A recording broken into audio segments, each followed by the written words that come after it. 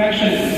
तो इसको बड़े ही सरल तरीके से स्केलर के माध्यम से बच्चों को समझा सकते हैं, बता सकते हैं, और बच्चे बड़े ही इंटरेस्ट के साथ, क्योंकि ये स्केलर में बच्चा खेल के माध्यम से सीखेगा। तो ये बनाया मैंने पिज्जा, और पिज्जे को जैसे मान लीजिए 4 बच्चे हैं, 4 फ्रेंड्स हैं, तो हम बताना चाह रहे हैं उनको भाई इसको अब बराबर बांटना है, तो उस कंडीशन में कैसे करेंगे, 4 बराबर भागों में बांट देंगे। ये इसका एक हिस्सा दिखाई दे रहा है, तो एक पिज्जा है उसको हमने 4 बराबर भागों में अगर बांट दिया तो जो हरा वाला हिस्सा है वो है 1/4, और इसी तरह से इस 1/4 में 2 बच्चों को मिला दिया हमने, तो वो हो गया 1/4 यानी 1/2। इसको हम 2/4 भी कह सकते हैं, 1/2 भी कह सकते हैं, यानी ये पिज्जा 2 बराबर भागों में बट गया। फिर इसको हमने आगे बढ़ाया, आगे बढ़ा के इसमें 1/4 भाग को मिला दिया, तो ये हो गया 3/4। और इस तरीके से जब हमने इसको आगे बढ़ाया और आगे बढ़ने के साथ में इसमें 1/4 को और जोड़ दिया, तो ये हो गया पूरा 1 पिज्जा।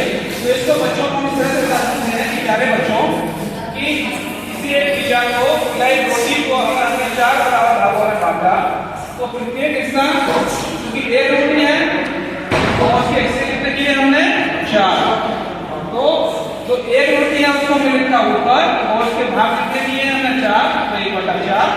बच्चे जनरली इकाई दहाई में बहुत कंफ्यूज होते हैं, गिनती लिखी होती है लेकिन वो मोस्टली दहाई को उठा लेते हैं।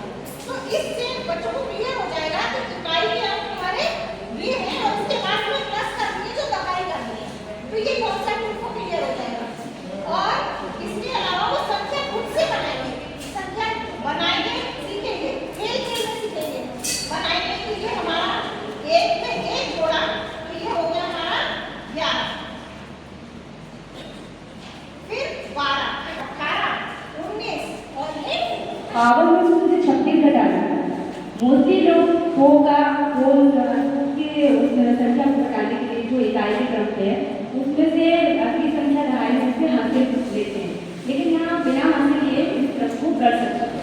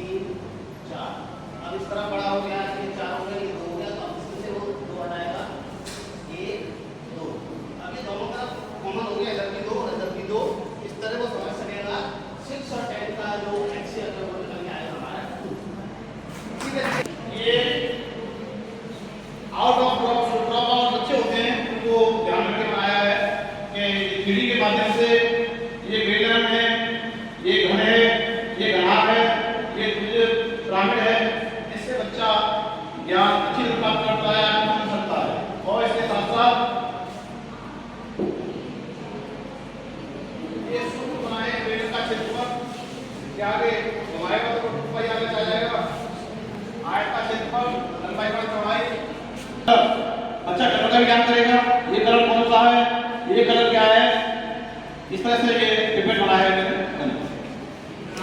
एकदम तैयार हो जाएगा। और इसी तरीके से इस फ्रेम को जब हम खींचेंगे तो इस तरीके से रस्सियों को खींचने के बाद एक फ्रेम बन के तैयार हो जाएगा। और तीनों आकृतियां हमारे बच्चों को ये चैनल बना गया, तीनों आकृतियां। क्या हुआ मुन्ना, तुम इतने उदास क्यों हो?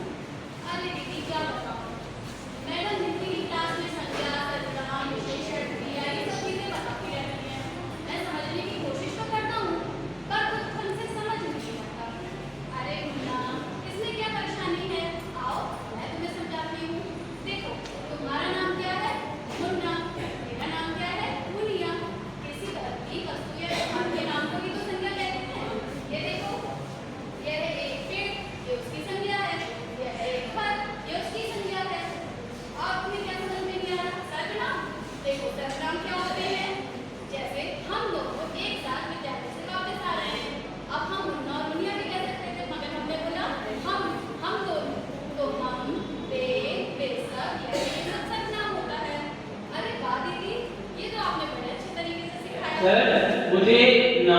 नाउन ये तो आते ही नहीं है।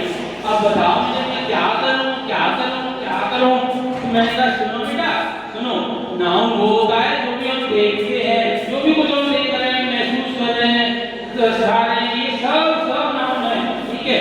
तो नाउन कैसे मालूम चलेगा? नाउन कैसे मालूम चलेगा? नाउन देखो ये है नाउन, नाउन हमारा विद्यालय है, विद्यालय देखो ये नाउन के बॉक्स में आ गया और यहाँ पे ये नाउन चला गया। और दूसरा नाउन कहाँ है? देखो बेटा ये राम है ना, राम राम ये उछल करके यहाँ से आ रहा है, यहाँ से ये गया और नाउन के बॉक्स में आ गया। अच्छा सर जी, टॉमी ने फिर से आवाज लगाई, ओ मेरी प्यारी फूफा, तुम इतनी शांत क्यों हो? क्या तुम मुझसे नाराज हो? क्या मैं अंदर आ जाऊं? फूफा फिर से कुछ नहीं बोली। उसके बाद से ने सोचा ये लोमड़ी, ऐसा ना हो ये लोमड़ी हाथ से चली जाए। फिर उसने दोबारा से आवाज दी कि नहीं सब ठीक ठाक है, आप अंदर आ जाओ। लोमड़ी ने तभी कहा, जिस तरह से शेर कभी घास नहीं खाता उसी तरह से फूफा बोलती नहीं है। तो मैं तो जमीन पर चलते फिरते रहना चाहिए। मुर्गा बोलता है अरे मैं फूफा जानवरों के डर की वजह से यहाँ बैठा हूँ। उसके बाद लोमड़ी बोलती है अरे तुम्हें शायद मालूम नहीं, आज सभी पशु पक्षियों में समझौता हो गया है, अब कोई भी किसी पे हमला नहीं करेगा। तो ये बात सोचता है कुछ नहीं देख रहा हूँ मैं देख रहा हूँ कुछ शिकारी कुत्ते तेजी से इस ओर दौड़े चले आ रहे हैं। तो लोमड़ी घबरा जाती है। लोमड़ी कहती है अरे मित्र, लोमड़ी बोलती है अरे मित्र मैं चली, मुझे माफ करना। Tell me like a Hellcat.